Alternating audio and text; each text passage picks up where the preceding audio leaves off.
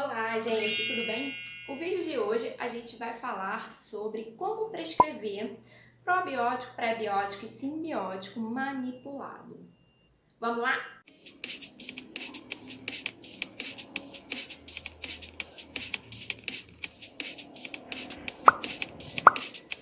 Bom, eu recebo muitas perguntas, muitas dúvidas, de vários nutricionistas e profissionais da área da saúde, querendo saber como vai fazer a prescrição de pró, pré ou simbiótico.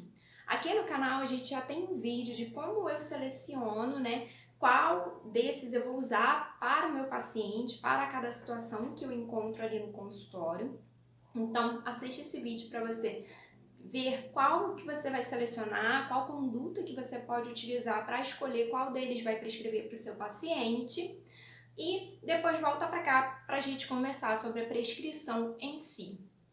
Bom, então a gente tem essas três opções, A gente tem outras opções, mas vamos trabalhar com essas que são as mais utilizadas, as que a gente tem mais estudos científicos, as que a gente também encontra produtos manufaturados, que são aqueles produtos que a indústria produz e que a gente consegue encontrar na farmácia. Então, o primeiro ponto para a prescrição é você ver se o que você pretende prescrever para o seu paciente, para tratar os problemas do seu paciente, a disbiose, com enfoque em tratar as queixas e doenças associadas que o seu paciente apresenta, você vai utilizar então o pró, pré ou simbiótico. E depois, se você for selecionar probiótico ou simbiótico, quais cepas você vai prescrever para o seu paciente? Se existe produto no mercado que atende à necessidade do seu cliente, para você indicar, ou se não, você precisa fazer algo personalizado e então fazer a manipulação do probiótico ou simbiótico. E aí, o que é importante para a gente estar definindo, então, essa questão da prescrição, A gente tem que saber as queixas do nosso paciente e as doenças que ele tem, o histórico de doença, para a gente definir, então, que cepas a gente vai utilizar, saber particularidades do nosso paciente. Então, é um paciente que odeia tomar cápsula. Então, a gente tem que ir para outras formas, farmacêuticas de prescrição para o nosso paciente, como, por exemplo, o sachê. E aí, às vezes, se tiver no mercado a cepa que você quer indicar, mas só na forma de cápsula, você vai ter que pedir para manipular em outra forma para que seu paciente possa estar consumindo, então, a prescrição. Lembrando que não adianta nada a gente fazer uma prescrição perfeita se o paciente ele não for tomar a prescrição. Outro ponto que a gente tem que considerar é a questão financeira do seu paciente. Então, assim, o que você está propondo para ele? Tem outras suplementações de fitoterápicos, de micronutrientes, ou você só vai modular a microbiota intestinal? O que é importante? O que você precisa trabalhar primeiro, com o seu paciente? Quais as principais queixas?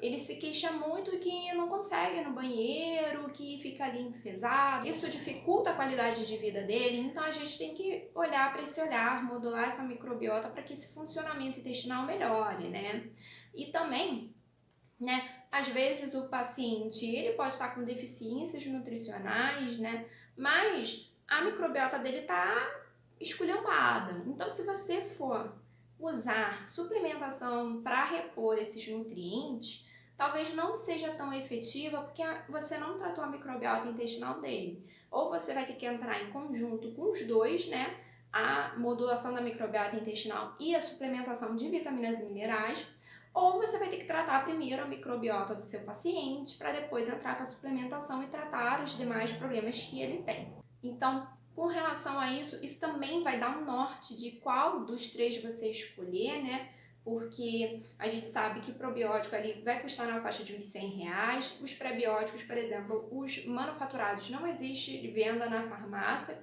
Eles são mais utilizados a nível hospitalar. Então, a gente vai ter que ou pedir para manipular, que não é barato. Já aviso aqui de antemão, não é muito barato pedir para manipular. E não são todas as farmácias que manipulam, então vocês têm que ter esse cuidado, E o simbiótico, ele vai ser então mais caro, porque é a junção dos dois, Então a gente vai ter o probiótico e o prebiótico. Então a gente tem que pesar tudo isso na hora de selecionar né, para a prescrição. E aí no receituário, o que a gente tem que colocar de informação na hora de prescrever?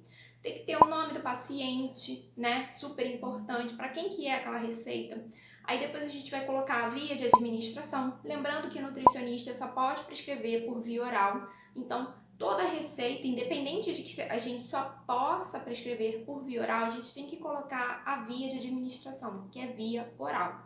Outros profissionais podem prescrever, né, por exemplo, o médico por outras vias, uso tópico, enfim. E aí é uma situação diferenciada. Depois a gente vai colocar quais cepas probióticas ou o pré-biótico que a gente quer utilizar, ou a junção dos dois, que seria um simbiótico, né, com as suas correspondentes quantidades. E lembrando que a gente não pode esquecer a unidade. Para probióticos, a gente usa unidades formadoras de colônia, né? E para ali os pré-bióticos, a gente vai utilizar em gramas, né? Então, lembrando, né, desse detalhe que a gente não pode esquecer. Depois a gente vai colocar a forma farmacêutica, então vai ser em cápsula, vai ser em sachê. A gente pode estar especificando o tipo de cápsula, é uma cápsula gastroresistente, é uma cápsula vegetal, é uma cápsula de que tipo.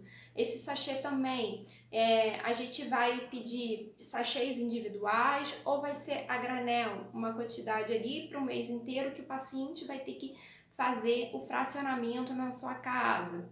Então, tudo isso tem que estar detalhado ali para o farmacêutico poder entender o que você quer para o seu paciente e poder fazer da forma certa.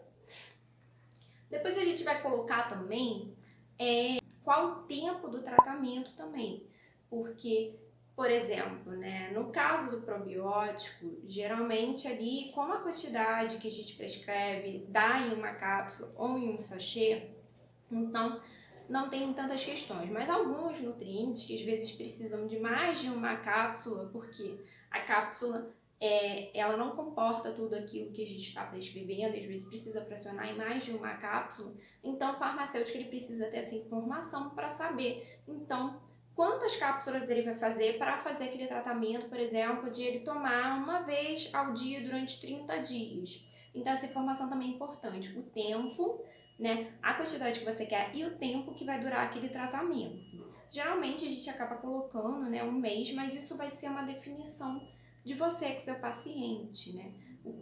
Qual é a situação dele, o quão tá a situação da disbiose dele, dos sintomas que ele tem e qual o intervalo entre uma consulta e outra, né?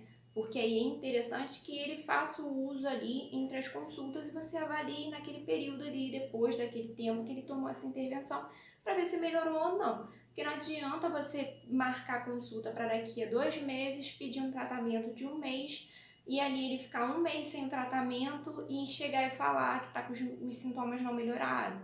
Talvez a sua intervenção deu certo, mas o tempo que ele ficou sem esse acompanhamento possa ter, então, feito com que os sintomas voltassem. Então, é importante você ter isso em mente. O tempo que você vai pedir para ele voltar e o tempo de tratamento que você vai fazer tem que estar, de certa forma, ali conciliado com esse tempo. Lembrando, se você pedir para ele voltar num tempo menor, né, de 15 dias, você não precisa botar a intervenção por 15 dias, se você acha que tem que ser 30. Às vezes você precisa ali acompanhar mais de perto alguma questão e pede para ele voltar antes e ele vai continuar seguindo com o tratamento. E ali você já pode avaliar se está tudo bem, se está funcionando, se está ok, se precisa fazer algum ajuste na sua intervenção.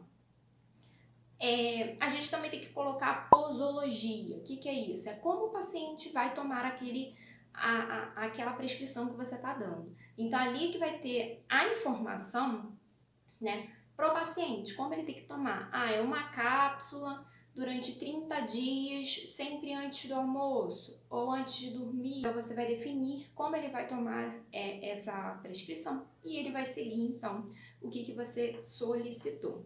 E aí, por fim, a gente tem que colocar o nosso carimbo, tem que ter a data, tem que ter a nossa assinatura.